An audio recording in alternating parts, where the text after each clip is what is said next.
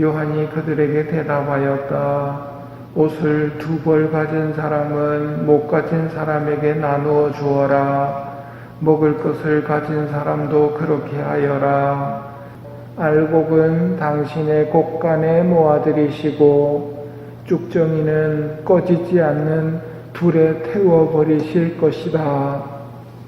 오늘은 대림 제3주일로 성탄이 멀지 않았으니 기뻐하라는 장미주일이며 자선주일입니다.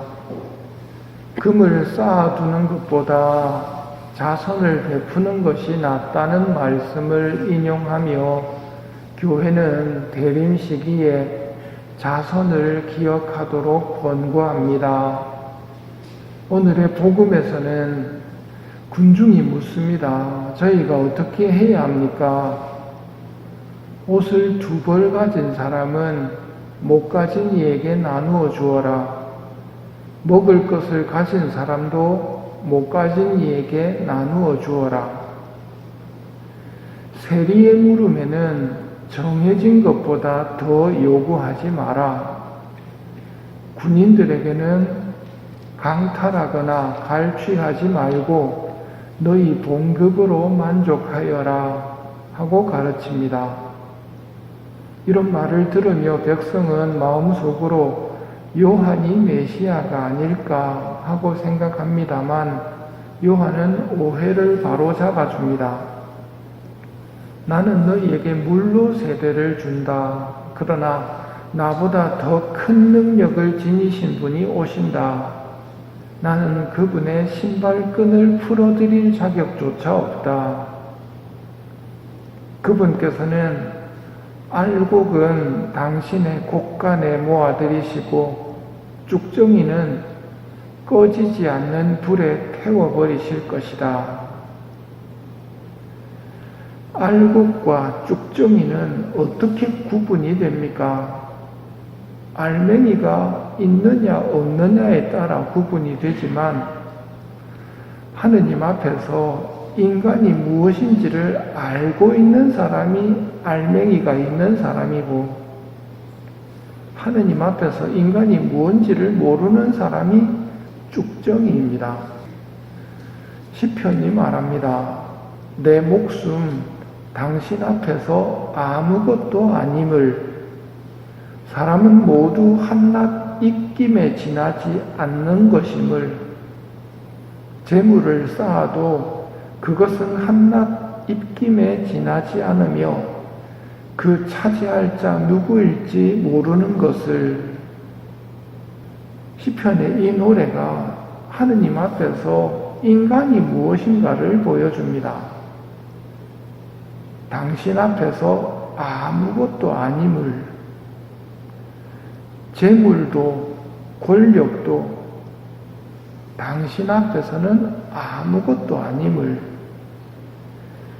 이 말씀에 공감하는 사람이 알곡들입니다. 신약에서 보면 어리석은 부자가 보입니다. 자, 내가 여러 해 동안 쓸 많은 재산을 쌓아두었으니 쉬면서 먹고 마시며 즐겨라.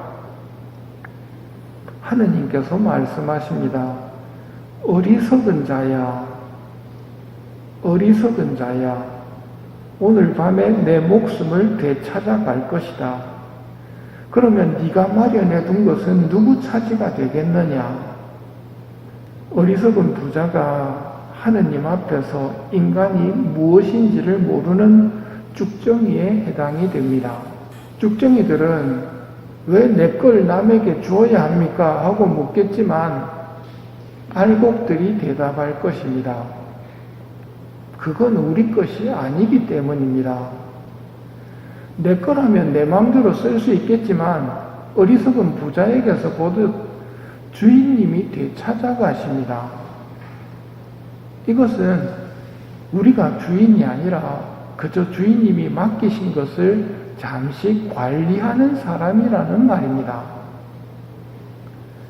예수님께서 들려주신 집사의 비유도 여기에서 함께 생각하는 것이 좋겠습니다. 집사 자리에서 물러나게 되자 그만둔 후를 준비할 줄 아는 것을 보고 주인님은 칭찬을 합니다. 그 집사가 자기의 미래를 준비하는 것은 자기 돈으로 하지 않습니다. 주인님의 것으로 합니다. 그런데 주인님은 칭찬을 합니다.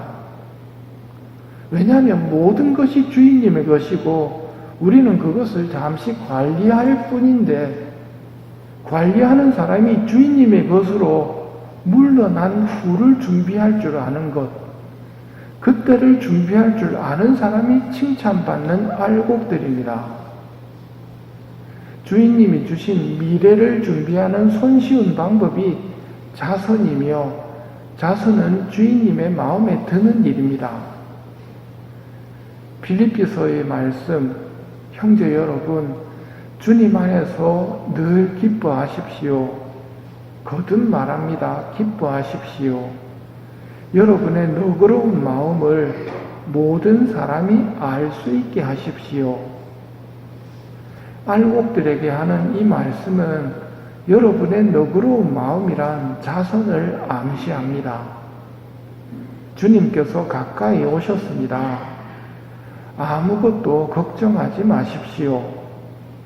어떠한 경우에든 감사한 마음으로 기도하고 간구하며 여러분의 소원을 하느님께 아뢰십시오.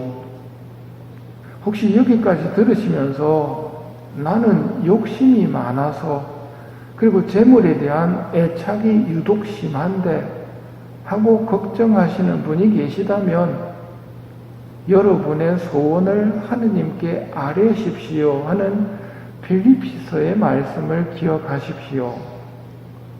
여러분의 소원을 하느님께 말씀드리는 게 신앙인입니다. 저 좀 고쳐주십시오 하고 말씀드리는 사람, 그 사람이 알곡입니다. 자기 스스로 나는 안 돼 해버리는 사람은 쭉정입니다.